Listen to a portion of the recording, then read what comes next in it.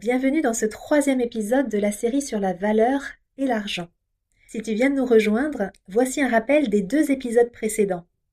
Dans l'épisode 26, intitulé « Pourquoi confondons-nous souvent argent et valeur personnelle ?», nous avons exploré pourquoi l'argent devient souvent un miroir de notre estime de soi et comment cette confusion crée à la fois stress et insécurité.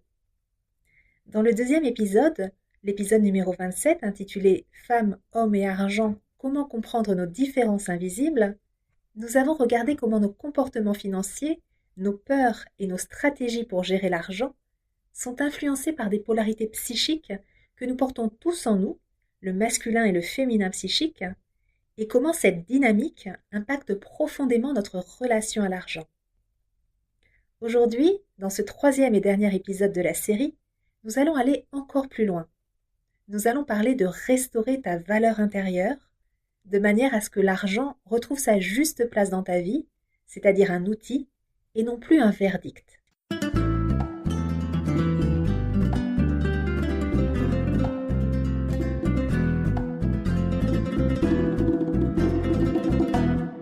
Bonjour et bienvenue dans le podcast Les Dessous de l'argent.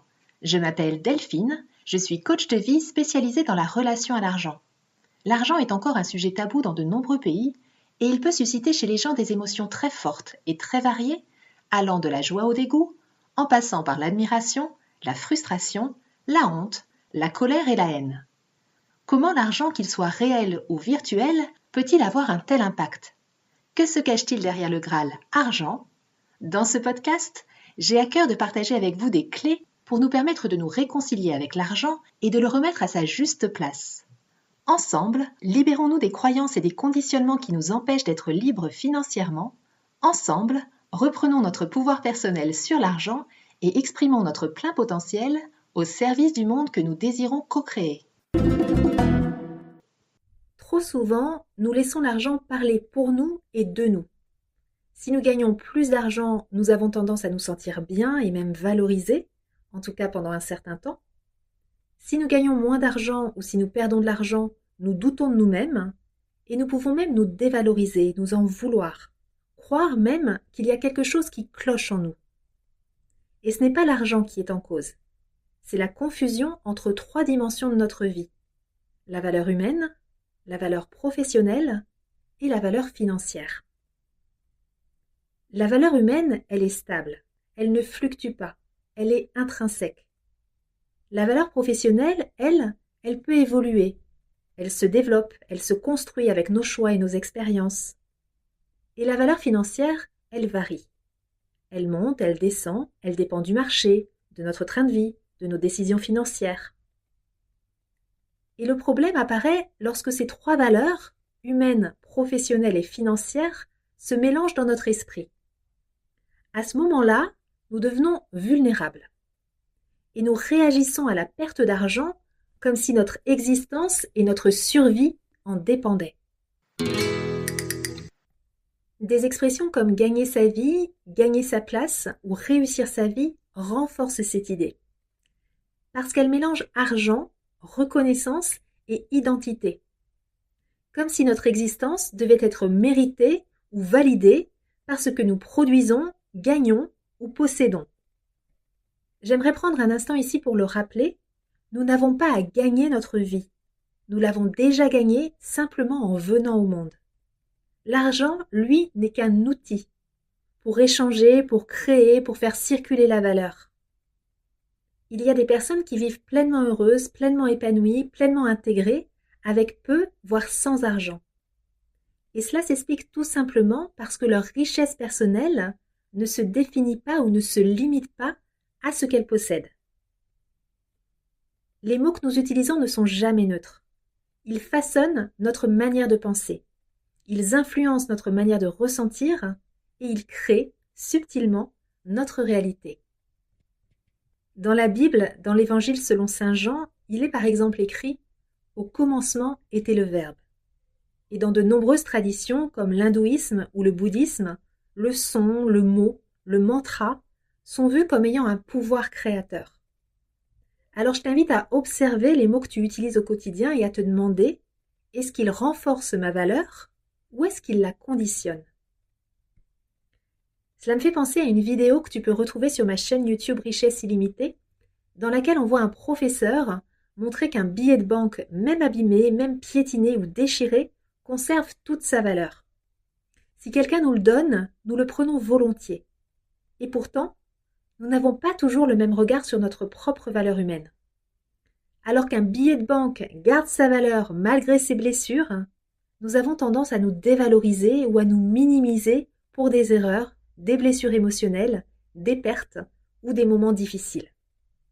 Cette métaphore, elle vient nous rappeler que notre valeur est entière, intacte et inconditionnelle. Quoi qu'il nous arrive, et peu importe ce que nous gagnons, possédons ou produisons. Je mets le lien vers la vidéo en description de l'épisode, si jamais tu ne l'as pas encore vue ou si tu souhaites la revoir. À l'intérieur de nous, il y a plusieurs voix ou parts de nous qui s'expriment à propos de l'argent. Pour cet épisode, j'en ai sélectionné 3 qui me semblent être les plus importantes. La première voix, c'est celle qui a peur de manquer. Et elle dit « Sans argent, je ne suis rien. Je n'ai pas de valeur. Je pourrais disparaître. Je n'existe pas. » Il y a aussi la voix de l'avidité ou de la compensation. Celle-ci, elle dit « Avec plus d'argent, je serai enfin quelqu'un. Je serai enfin reconnu. Je serai enfin légitime. Je serai enfin sereine ou serein. Je serai enfin libre. » Et il y a la voix de la sécurité intérieure qui dit « Quoi qu'il arrive, je suis déjà quelqu'un. Mon argent ne définit pas ma valeur. Ma valeur est là, indépendamment de l'argent.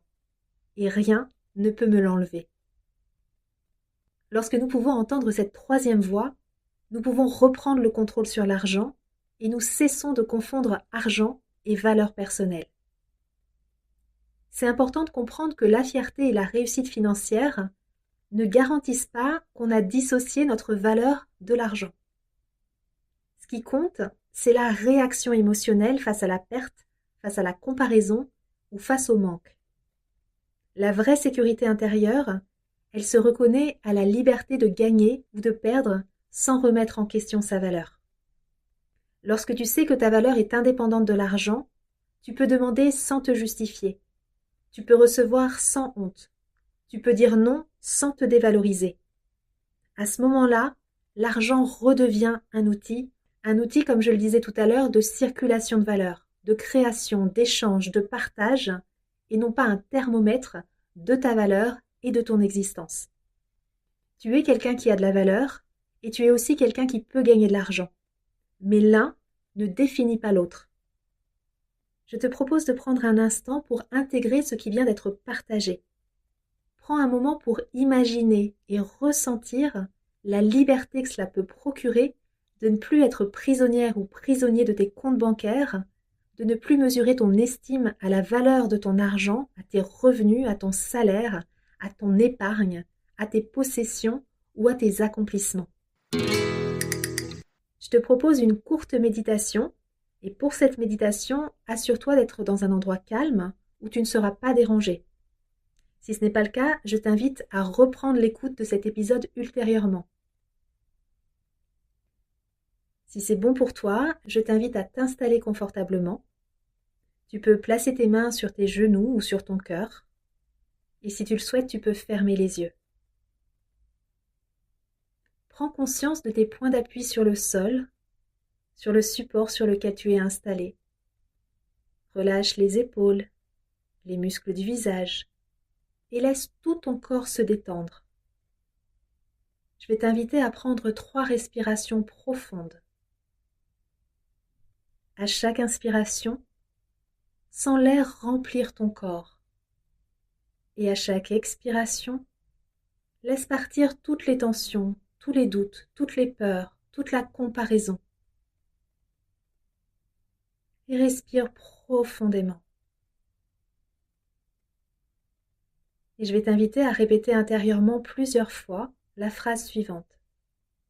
Ma valeur est stable, quoi qu'il arrive avec mon argent.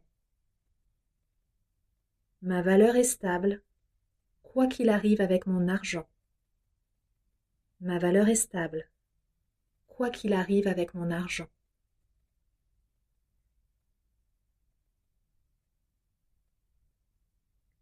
Laisse chacun de ces mots résonner et s'installer en toi. Observe ce qui se passe dans ton corps, dans ton esprit. Tu peux visualiser cette stabilité comme une lumière douce au centre de toi. Elle reste intacte, même si tes revenus montent ou descendent. Même si tu gagnes plus, même si tu perds de l'argent, même si le monde autour de toi change. Ressens cette valeur en toi, cette puissance intérieure. Elle est entière, elle est intacte, elle est inconditionnelle, elle est immuable, et elle n'a besoin de rien pour exister.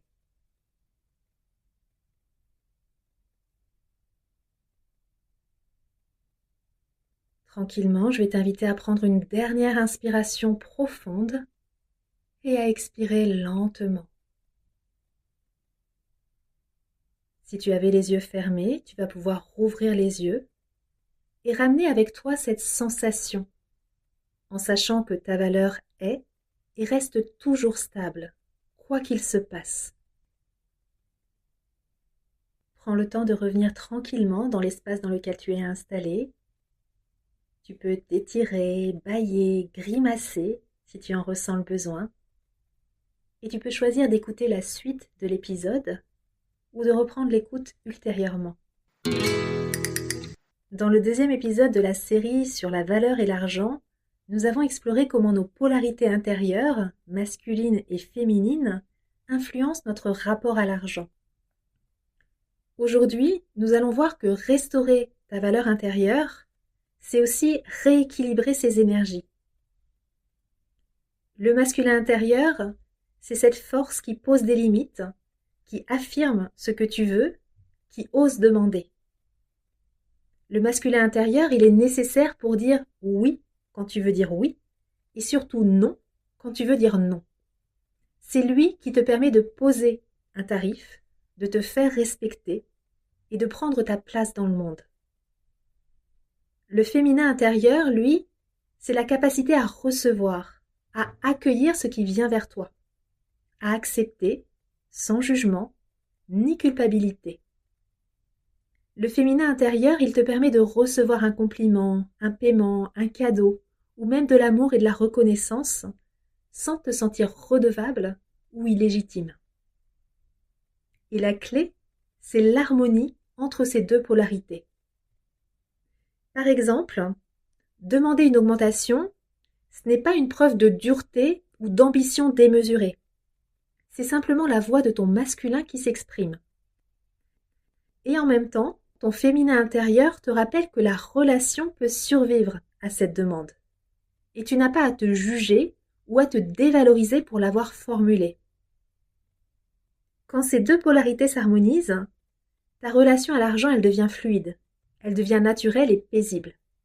Tu n'as plus besoin de manipuler, de forcer ou de te mesurer à l'autre. L'argent circule sans tension et tu restes aligné avec toi-même. Pour rendre tout cela un peu plus tangible, je te propose d'imaginer les situations suivantes. Si tu es salarié, imagine que tu demandes une augmentation de salaire ou de meilleures conditions de travail. Tu poses ton prix, sans culpabilité et sans craindre le rejet. Si tu es entrepreneur ou à ton compte, imagine que tu proposes tes services et un client accepte sans négociation. Tu reçois avec gratitude et sérénité, sans douter de ta valeur. Imagine que tu refuses une opportunité qui ne te convient pas et tu dis non, sans te sentir illégitime ou en faute. Chacune de ces actions n'est pas seulement un acte professionnel ou financier. C'est un acte de valeur intérieure. Un pas concret vers une relation plus saine avec l'argent où ni peur, ni honte, ni besoin de prouver quoi que ce soit interfèrent. Et lorsque tu mets cela en pratique dans la vie quotidienne, tu renforces cette stabilité intérieure. Ton masculin psychique apprend à demander, ton féminin psychique apprend à recevoir, et tu observes que la valeur humaine est indépendante de ce qui entre ou sort de ton compte bancaire. À un moment, c'est vraiment important de reprendre la responsabilité de ta valeur. Il faut arrêter d'attendre que l'extérieur valide qui tu es. Ta valeur ne dépend pas d'un chiffre, d'un client ou d'un salaire. Elle est en toi, elle est déjà présente. Et c'est là que tout peut se détendre profondément. Tu peux gagner ou perdre de l'argent, créer ou recevoir, sans que ton estime personnelle vacille. Cet épisode arrive à sa fin, j'espère qu'il t'a apporté de la valeur. Au terme de cette trilogie sur la valeur de soi et l'argent, je tiens à te partager que je te souhaite bien plus que de l'argent. Je te souhaite de connecter à ta valeur personnelle et d'entretenir une relation plus douce et plus consciente avec toi-même. Si des émotions s'éveillent quand tu penses à l'argent, sache que ce n'est pas un défaut ni une faiblesse. C'est un signal, un espace précieux pour te comprendre, te transformer et évoluer. C'est en fait un terrain fertile pour apprendre à poser tes limites, à recevoir, à te sentir légitime et stable, quoi qu'il arrive. Et si tu ressens l'élan d'aller plus loin, de te faire accompagner dans ce chemin, je t'invite à découvrir mon travail sur mon compte Instagram, Richesse Illimitée, ou sur mon site internet, richesse-illimitée.com. Je te remercie d'avoir écouté cet épisode jusqu'au bout. N'hésite pas à le partager autour de toi. Je te dis à très bientôt. Prends bien soin de toi et de ce qui ne se chiffre pas, ta valeur personnelle.